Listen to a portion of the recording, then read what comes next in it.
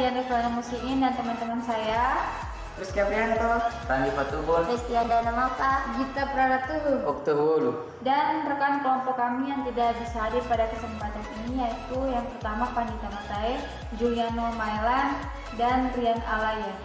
Di sini kelompok kami akan mempresentasikan hasil penelitian kami yang berjudul tentang Perseratan dan Pengelolaan Sumber Daya Alam Indonesia.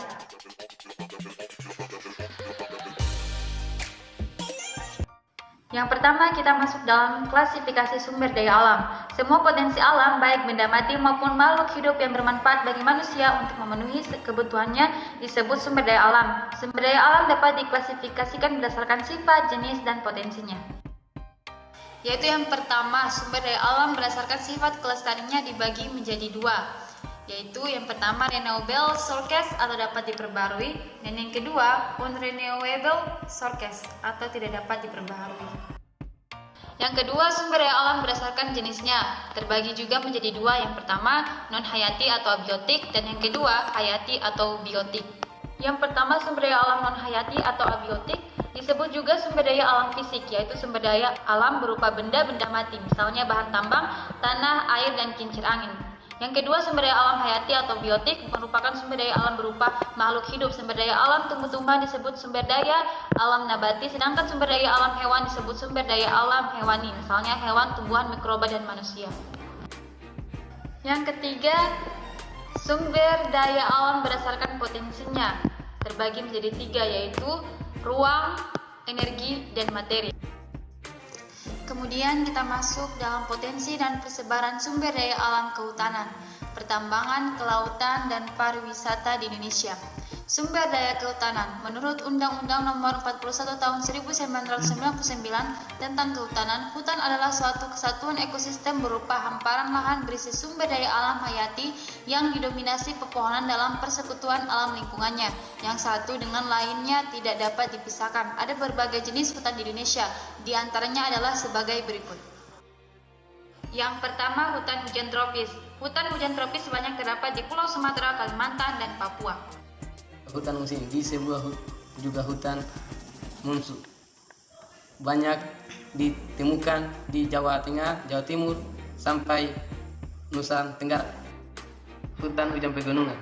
Hutan hujan pegunungan antara lain tersebar di Sumatera, Sulawesi, Kalimantan, dan Papua. Yang keempat, hutan sabana. Hutan sabana terdapat di Flores, Sumba, dan Timur. Yang kelima, hutan rawa. Hutan rawa banyak tersebar di sepanjang pantai timur. Dan berdasarkan fungsi pokoknya ada tiga jenis hutan, yaitu sebagai berikut. Yang pertama, hutan konservasi, yang kedua hutan suaka alam, dan yang ketiga hutan produksi. Hutan konservasi adalah kawasan hutan dengan ciri khas tertentu yang memiliki fungsi pokok, pengawetan keanekaragaman tumbuhan dan satwa serta ekosistemnya. Hutan lindung adalah kawasan hutan yang memiliki fungsi pokok sebagai perlindungan sistem penyangga kehidupan. Dan yang terakhir, hutan produksi adalah kawasan hutan yang memiliki fungsi pokok memproduksi hasil hutan. Selanjutnya kita masuk dalam sumber daya pertambangan. Pertambangan adalah suatu kegiatan pengambilan endapan bahan galian berharga dan bernilai ekonomis dari dalam kulit bumi, baik secara mekanis maupun manual, pada permukaan bumi, di bawah permukaan bumi dan di bawah permukaan air.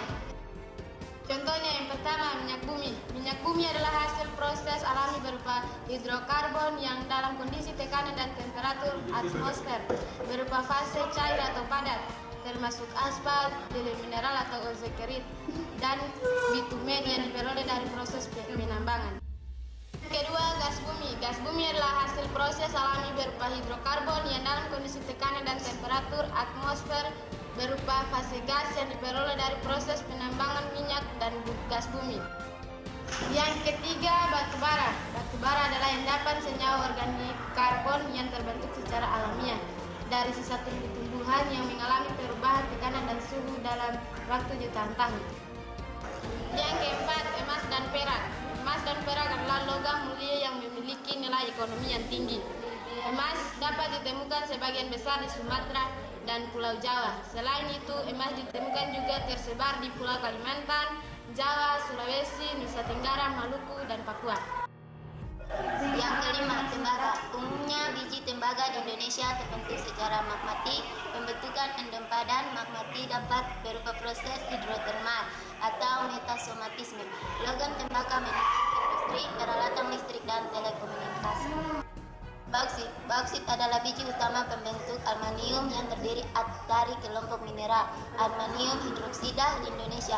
Penambangan bauksit terbesar dan tertua. Yang ketujuh, nikel. Nikel berasal dari pelapukan batuan ultrabasah. Potensi nikel ditemukan di Pulau Sulawesi, Kalimantan bagian Tenggara, Maluku, dan Papua. Yang kedelapan, timah. Biji timah terbentuk akibat proses intrusi magma. Potensi timah di Indonesia terdapat di Pulau Singkep, Pulau Karimun, Jundur, hingga Bangka Kinan, di daratan Sumatera bagian utara, dan lanjut hingga Pulau Bangka, Pulau Belitung, dan Pulau Karimata. Yang kesembilan, intan. Intan adalah kristal yang memiliki nilai ekonomi yang sangat tinggi. Intan termasuk mineral karbon yang berupa kristal jernih dan memiliki tingkat kekerasan mineral tertinggi. Penambangan intan terbesar di Indonesia terdapat di Matapura, Kalimantan Selatan. Yang ke-10, mangan. Mangan digunakan proses produksi baja. Potensi tersebut ditemukan di Pulau Sumatera, Kepulauan Riau, Pulau Jawa, Pulau Kalimantan, Pulau Sulawesi, Nusa Tenggara, Maluku, dan Papua. Yang ke-11, pasir besi. Pasir besi terdiri dari mineral opak yang bercampur dengan butiran-butiran dari mineral non-logam. Pasir besi ini antara lain ditemukan di Sumatera, Lombok, Sumbawa, Sumba, Flores, dan Timur. Kemudian kita masuk ke dalam potensi dan persebaran sumber daya alam kelautan.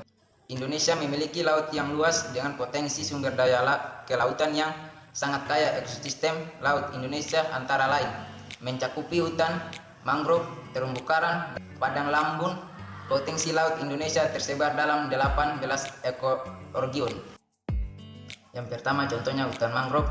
Hutan mangrove adalah hutan khas yang hidup di sepanjang pantai atau estuar di daerah tropis yang dipengaruhi oleh pasang surut air laut.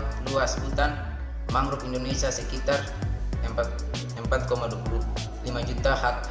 Lokasi dominannya di pasir timur Sumatera, pesisir Kalimantan, dan pesisir selatan Papua.